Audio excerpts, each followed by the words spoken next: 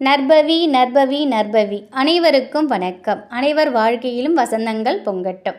இன்றைக்கி நம்ம பார்க்க போகிற பதிவு ஸ்ரீராம நவமி 2024 தேதி, நேரம், நாள், வழிபாடு, நெய்வேத்தியம் எல்லாத்தையுமே இந்த பதிவில் பார்க்கலாம். அது மட்டும் இல்லை, ஸ்ரீராம நவமி அன்னைக்கு இந்த ஒரு பொருளை நம்ம வாங்கிறதுனால நம் வீட்டில் எப்பொழுதுமே நம்ம செல்வ செழிப்போடு வாழலாம். அது என்னங்கிறதையும் இந்த பதிவில் பார்க்கலாம். சித்திரை மாதம் கொண்டாடப்படக்கூடிய மிக முக்கிய விசேஷத்தில் ஒன்று ஸ்ரீராம நவமி. மகாவிஷ்ணுவின் 10 அவதாரங்களில் 7வது அவதரித்தவர் தான் ஸ்ரீராமர். பஞ்சாங்கத்தின் அடிப்படையில் பங்குனி மாதம் அமாவாசை முடிந்து வளர்பிறை நவமி திதி ஏப்ரல் 16ஆம் தேதி மாலை 5:46 மணிக்கு தொடங்கி நவமி திதி ஏப்ரல் 17 மாலை 6:59க்கு முடியுது. ஸ்ரீராமரை வழிபடுறதுக்கான உகந்த நேரம்னு பார்த்தா ஏப்ரல் 17ஆம் தேதி காலை 10:30லேருந்து 11:30 மணி வரைக்கும் நம்ம ஸ்ரீராமரை வழிபடலாம். அப்படி இல்லைன்னா காலையில் நீங்கள் 7:30லேருந்து 9 மணி வரைக்கும் யமகண்டம் இருக்குது. அதனால் நீங்கள் 7:30 மணிக்குள்ளே நீங்கள் பூஜை செய்கிறாந்தா செஞ்சிடுங்க. அப்படி இல்லைனாக்கா 9 மணிக்கு மேலே நீங்கள் பூஜை செய்யுங்க. ஸ்ரீராம நவமி அன்னைக்கு காலையிலே எழுந்து குளிச்சுட்டு பூஜை அறையை சுத்தம் செஞ்சு ஸ்ரீராமரோட படம் இருந்துச்சுன்னா அவங்களுக்கு சந்தன குங்குமம் மாலையெல்லாம் வைங்க, மலர்கள் சூட்டுங்க, ஸ்வீட்ஸு, பழங்கள், துளசி இலை, தாமரைப்பூக்கள்லாம் நீங்கள் பூஜையில் வைக்கலாம். ஸ்ரீராம நவமி அன்னைக்கு பானகம், நீர்மோர் நெய்வேத்தியமாக வைக்கிறது மிக மிக சிறப்பு. அன்றைய நாளில் ஸ்ரீராம நவமி அன்னைக்கு நீங்கள் ஸ்ரீராமரோட பட்டாபிஷேகம் படம் வாங்கிக்கோங்க. உங்கள் வீட்டில் இருந்தாலும் பரவாயில்லைங்க, சின்னதாவது அன்றைய நாள் வாங்கிறது மிக மிக சிறப்பு.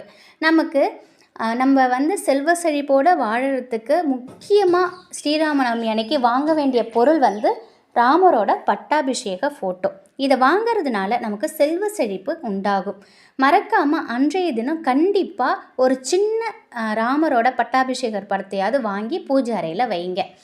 அது மட்டும் இல்லை, ராமக்கட்டி வாங்குவதும் மிக சிறப்பு.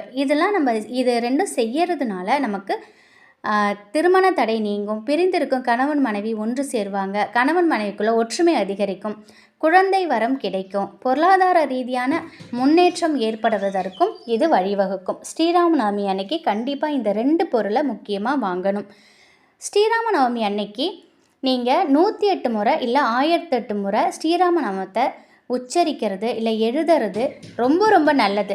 நமக்கு வளமான வாழ்வழித்து நம்முடைய துன்பங்களை போக்குவதற்கு இதை நம்ம செய்யலாம். இது மாதிரி செய்யும் பொழுது ஸ்ரீராம நாமத்தை உச்சரித்தாலே ஆஞ்சநேயரோட அனுகிரகம் நமக்கு கிடைக்கும். கண்டிப்பாக ஸ்ரீராம நவமி புதன்கிழமை அன்னைக்கு இந்த குறிப்பிட்ட நேரத்தில் நீங்கள் வழிபாடு செய்யுங்க. அதே போல் இந்த 2 பொருட்களையும் வாங்கி வைக்கிறது மிக மிக சிறப்பு.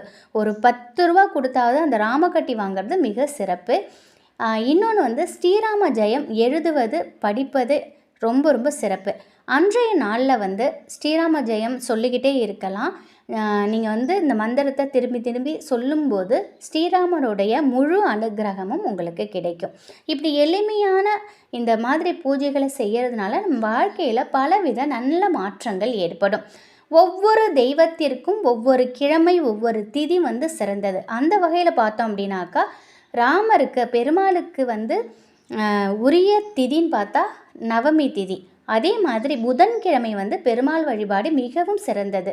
இந்த பெருமாள் வழிபாடு புதன்கிழமை அன்னைக்கு நம்ம ஸ்ரீராம நவமியில் பெருமாளை வணங்கும் பொழுது நமக்கு மிகப்பெரிய மாற்றங்களை அவர் வழங்குவார். கண்டிப்பாக இந்த ஒரு தகவல் உங்களுக்கு பயனுள்ளதாக இருக்கும் அப்படின்னு நம்புகிறேன். வராகி அன்னையின் அருளோடும் ஸ்ரீராமரின் அருளோடும் எப்பொழுதும் உங்கள் வீட்டில் செல்வ செழிப்பும் ஆரோக்கியமும் மகிழ்ச்சியும் நிலைத்திருக்கட்டும். நன்றி.